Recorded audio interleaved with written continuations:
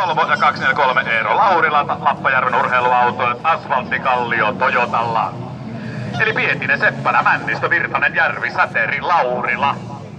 Ja raja-aika putoaa koko ajan. Joo, raja-aika, millä mennään viimeisellä jatkoon meni. 1.44.53 tuo aika pitää alittaa, mikäli mielii sitten tuonne rankingissa parhaille paikoille. Ja siltä ulkoa lähtee Laurila numerolla 243, niin lähtee kun auki rannasta ja sitten siellä piirretään omia vaarattomia vaakatason piruette lienee karstualaiskuljettaja autovärien perusteella.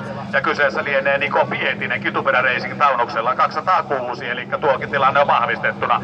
Eli kärjessä Laurila, kakkospaikalla matkaa edelleen siinä Järvi ja kolmostilalla 228. Tuo numero kuuluu Virtaselle. Ja Virtanen on 16-vuotias Perttelistä kotoisin oleva opiskelija Jyrki Taksi Pemarilla liikkeellä. Jouko Jokke Kallio, Mika Mäkinen Racing, Jyrki Taksi, Salosta autoliike, Sahilin rakennustoimisto, Almi hänelle yhteistyökumppanit ja toista kertaa Riku mukana kartaani kunkussa. 1.44.53 oli tuo raja-aika.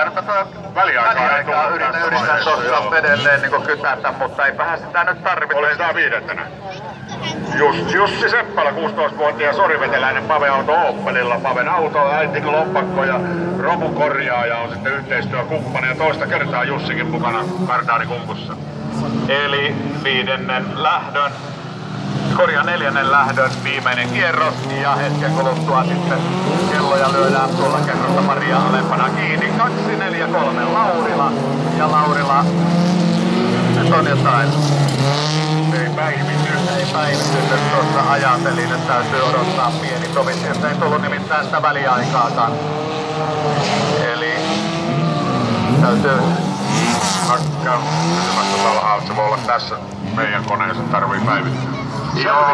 Joo, mä tässä odotellaan nyt.